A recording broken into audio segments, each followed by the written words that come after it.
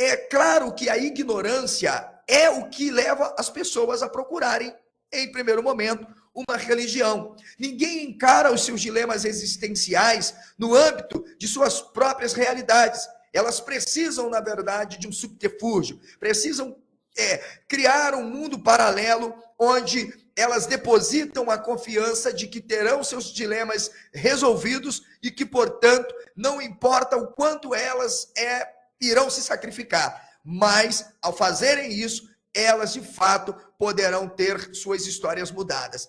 Triste é que elas acabam descobrindo que perderam anos de suas vidas, depositaram que não tinham, acreditando que realmente receberiam um milagre. E quando não recebem, os pastores arrumam desculpas. Quais são as desculpas que eles arrumam?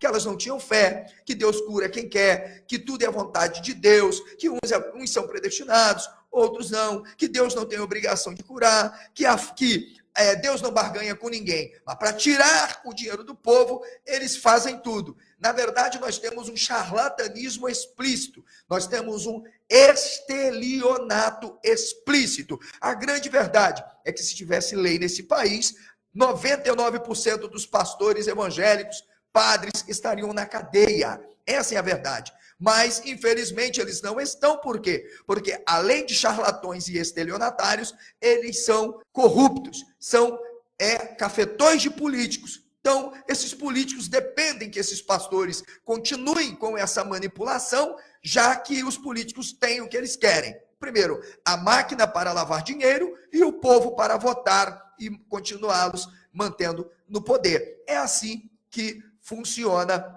o sistema religioso católico, seja ele protestante, pentecostal, neopentecostal ou não. Dentro dessas escolas, nós tivemos grandes nomes como, por exemplo, o Kenyon, nós tivemos o Kenneth Hagin, né? Inclusive, nós tivemos o próprio R.R. Soares, foi um dos adeptos desta corrente, né? Trazendo para o Brasil, inclusive, essa ideia do Hagin, né?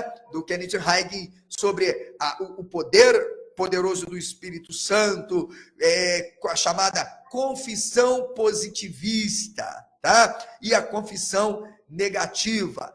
Então, esse movimento foi se alastrando na Europa, não se podia falar, na verdade, em teologia da prosperidade na Idade Média, tampouco em confissão positiva ou negativa, mas nós vimos líderes reformadores, né, que, por exemplo, da linha alemã, como o Martin Lutero, o suíço Zwinglio, né, que também fez, o próprio francês João Calvino e o escocês John Knox. Esses homens, eles acabaram influenciando de forma muito clara, ok, a futura teologia da prosperidade. E pasmem, para que isto desse certo, era necessário distorcerem os textos bíblicos, legitimando um conceito de que a característica do salvo era a riqueza, era o bem, e que o salvo usaria o seu bem sempre em favor da igreja. Quanto mais se colocava na cabeça do povo que ter recursos, ter dinheiro era sinônimo de ser salvo, então mais ainda o povo se ocupava de quê? De fazerem de tudo para terem dinheiro. Porém, esse dinheiro deveria ser entregue a quem? À igreja, entregue aos pastores, líderes, ok? Então nós tivemos grandes pensadores, falamos grandes no sentido da bibliografia acadêmica, que eles estão aí, né, que são personagens conhecidos, mas entre eles houveram dois também grandes chamados retóricos, oradores. Foi o John Wycliffe, ou Wycliffe, alguns pronunciam assim, e o John Hus. Esse John Hus era conhecido como o ganso, ou o homem que orava demais. Ele era um cara que usava uma retórica, seu discurso era sempre envolto a uma superstição, usava ideias de transubstanciação, usava... aliás, eles criticavam, na verdade, né, essas superstições da igreja, transubstanciação, purgatório, indulgência, celibato clerical, enfim, e com isso iam agariando mais pessoas, mas por outro lado, eles também acabavam usando outros meios de fazer com que o povo, de fato, acreditassem que eles eram pessoas dotadas do poder. O reformador da religião boêmia, John Hus, no início do século que nós conhecemos, após reforma, ele é quem vai dar notoriedade aos pressupostos de Wycliffe, né? Insistindo então de que qualquer pessoa que interpretasse as escrituras de acordo com as suas próprias experiências, na verdade, estariam de fato se aproximando ali de Deus. O problema da exploração alheia não é algo da Idade Média, da Renascença, não. Se vocês prestarem bem atenção, a história da constituição do próprio judaísmo é de exploração. São de profetas e sacerdotes a favor de uma elite política que diz que o povo precisa dar dízimo, dar oferta, usar o seu patrimônio, o seu bem, para enriquecer aqueles que se diziam dotados de um poder para representar o povo, operadores de milagres. No primeiro século, quando os evangelhos estão sendo elaborados, você vai ver que o objetivo ali é fazer com que o povo financiasse Roma. Né? Você tem um Paulo que vai dizer para o povo, olha, vocês não devem questionar absolutamente nada em relação às autoridades que foram constituídas. Antes do AI, antes de tudo que puderem, sem questionarem. Você tem um Paulo que está colocando na cabeça do povo que é dever do povo usar o seu bem para isso.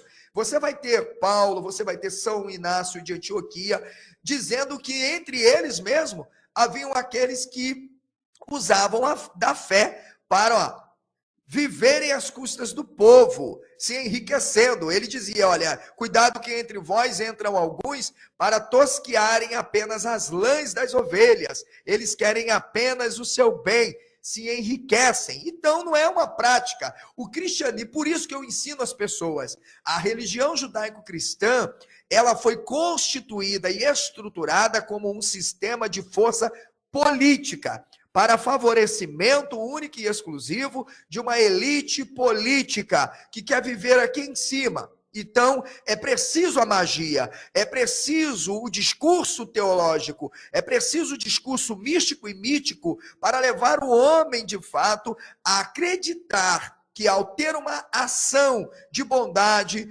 ou de subserviência a estas autoridades, elas de alguma forma estão prestando um culto a Deus e de alguma forma serão privilegiadas. Se não, fisicamente, na eternidade. Se faz o bem, vai para o céu. Se faz o mal, vai para o inferno. Obrigado, para mim é um prazer enorme falar com o senhor, eu acompanho o senhor já faz algum tempo, e para mim é um prazer muito grande mesmo.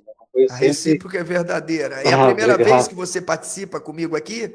É a primeira vez, na verdade, que eu entro em alguma live. É a segunda vez que eu entro na live. Foi ontem ainda entrei na live do Antônio, mas foi por pouquinho tempo, então sou novato aí na área. Pô, mas fiquei muito feliz. Seja sempre bem-vindo. Aqui, de fato, quem já tem me acompanhado sabe que eu acho que não tem um canal tão democrático quanto o meu, onde eu sempre estou disposto a ouvir as diferenças, não importa se a pessoa é ortodoxa, fundamentalista, tradicional, liberal. Eu acho que ouvir a opinião das pessoas é importante para que a gente reflita de forma mais transparente para as pessoas, né, as possibilidades do que a gente, na verdade, encontra no mundo da fé. E você tem gostado aí do canal? O que você tem achado do canal, das nossas tematizações? Sim, na verdade, eu acho que o senhor é uma pessoa muito inteligente, eu tenho muito que aprender com o senhor ainda, mas estou aprendendo no caminho, né? Eu sou ateu já faz 10 anos, e aí, na verdade, eu tenho aprendido bastante com vocês aí, né? Com o senhor, com o Antônio, com o seu Jason também, e o assunto de hoje é bem pertinente, que é sobre a venda da fé, né? Que hoje em dia muitos pastores enriquecendo aí com a fé dos menos favorecidos intelectualmente, digamos assim, né? Que as pessoas às vezes não param para pensar o absurdo que está acontecendo, né, em volta. Então, ô Dionísio, deixa-me fazer uma pergunta. Você que claro. Veio do mundo religioso. 40 anos. 40 anos cristão. Eita, rapaz, você demorou para sair, né? Demorei para acordar, verdade. Primeiro, o título da minha live hoje é Quanto Vale a Fé? Absurdos do mundo cristão. Você teria alguma experiência para nos passar sobre algum absurdo que você tenha visto nesses 40? Pelo menos um, porque eu sei que se eu for parar, você vai contar aqui, vai escrever um livro sobre esses absurdos. Mas aquele absurdo que as pessoas, que alguém possa ter tomado aí, por exemplo, aquela atitude que você falou assim, cara, foi de estarrecedor. Quer compartilhar com a gente? Fique à vontade, fale aí qual foi esse absurdo do mundo cristão em relação à fé. Então, professor, eu sou filho de pastor, né? Sobrinho de pastor, irmão de evangelista, enfim, a família toda tradicional. Então, se fosse contar minhas experiências, assim, é bastante. É bastante. A última que eu lembro que foi, acho que foi uma das últimas vezes que eu também estive na igreja, como eu era diácono da Adventista, Igreja Adventista Sétimo Dia, eu fui 30 anos da Assembleia de Deus, daí eu comecei a estudar a Bíblia, e daí passei para Adventista, vi que não tinha fundamento na Assembleia de Deus, daí fui para Adventista fazendo aqueles cursos bíblicos que eles dão, né? Enfim. E numa das vezes, assim, que eu comecei a questionar bastante, foi numa reunião que a gente teve da diretoria da igreja, e o ancião da igreja, que estava naquele dia lá, foi num domingo à tarde, se eu não me engano, esse, assim, ele estava falando exatamente sobre os dízimos. Eu estou mal posicionado aqui, né? Agora vai melhorar. Acho que melhorou, né? Tá. E ele estava falando exatamente sobre os dízimos. Assim, nós da diretoria, nós temos que pagar o dízimo, nós temos que ser o exemplo para as pessoas. E olhava para mim, porque, na verdade, eu nunca fui de pagar o dízimo. E sempre sofri bastante por isso, sabe? Sempre aqueles toquezinhos por fora, assim, não sei se você está me entendendo. E esse foi uma das gotas d'água, assim, que me fez repensar sobre o cristianismo em si. Tá me escutando, professor? Professor? Estou te ouvindo, pode ficar à vontade, estou te ouvindo. Tá bom. Então, como eu estava lhe contando, se fosse contar as experiências que eu tenho na igreja, assim, então, são vastas. Não é todos os pastores que são assim, como o senhor falou, né? Porque tem algumas exceções. Por exemplo, na família, e daí as pessoas podem pensar, de repente é porque é pai dele, mas não. Meu pai, ele é aposentado, ele entrou para a igreja, ele tinha 16 anos, e logo já começou a pastorear a igreja, então ele é bem, bem antigo na igreja. E ele hoje tem 70 e poucos anos, é aposentado e continua pobre, bem pobre, porque ele não era de pegar dinheiro, assim, sabe, conforme a gente vê os pastores enriquecendo aí. Mas é muito exceção, assim, dá para dizer, né? Sim, eu moro em Chapecó atualmente, mas eu morava em Porto Alegre, bem pertinho de uma igreja dessa mais famosa, não sei se dá para dizer o nome da igreja. Pode dizer nome, aqui não tem conversa, tá, não. A Igreja Universal. Aí tem a gente sempre comentava com ele. Ele ia com alegria para a igreja numa bicicletinha, com os filhinhos, assim, numa bicicletinha, ele botava o gurizinho dele nessas caixas de fruteira, assim, sabe, para colocar as frutas, ele colocava o gurizinho dele e ia parceiro para a igreja, e quando tinha 10, 20 reais, então ele ficava numa alegria total por ter podido ajudar, né? Aí chegou um dia que eu não aguentei, eu fui obrigado a falar para ele, amigo, por que faz isso? Olha, tá vendo a quantidade de carro que tem na frente da igreja, os carros novos, os carros importados, assim, aqueles carros são de pastores, cara, são de cara que pega os teus 10 reais de ti, pega 10 reais de outro, passa lá no posto, enche o tanque de gasolina e às vezes leva a esposa para jantar no lugar chique, o teu dinheiro, rapaz. Mas é complicado a mente das pessoas para abrir. Não adiantava, não entrava na mente. Quando eu digo que se as pessoas soubessem o mínimo, lessem o mínimo, elas não seriam enganadas. Você tem, por exemplo, uma obra que deve ser lida de forma crítica por todos os que estudam a Bíblia e comparar ao cristianismo, chama-se Ética Protestante e o Espírito do Capitalismo, que é uma obra escrita por Max Weber. Max Weber, ele na verdade, ele se baseia em toda uma visão calvinista, né, onde ele delimita um modelo ideal de um homem religioso, trabalhador, que se abdica exclusivamente, ok, de suas vontades e prazeres, apenas para conseguir ter uma estrutura socioeconômica a fim de conquistar o máximo de riqueza possível. E por quê? Porque essas riquezas na verdade, que assinalam de que ele é um objeto da salvação, não um sujeito. Ele é um objeto, ele é passivo propriamente da salvação divina para gozar de um paraíso. Então é essa ideologia que vai sendo aceita pela burguesia mercantil. É essa ideologia que as pessoas vão adotando, vão colocando em suas mentes, onde na verdade há de um lado a ganância pelo lucro, que era justificada por uma ética religiosa. Não é isso que vocês veem no púlpito do Malafaia, do Abner Ferreira, do Valdemiro Santiago, do Anjo. E aqui eu dou nome, porque esses caras, eles são, na verdade, charlatães. Eles são estelionatários. São pessoas que usam a Bíblia como um instrumento de coação à fé, distorcendo os textos bíblicos dentro de suas próprias perspectivas para se enriquecerem. E aí vocês olham para a maioria do povo que eles, na verdade, se direcionam e você pergunta, como vive? Vive na pobreza, vive na miséria. Como eles andam?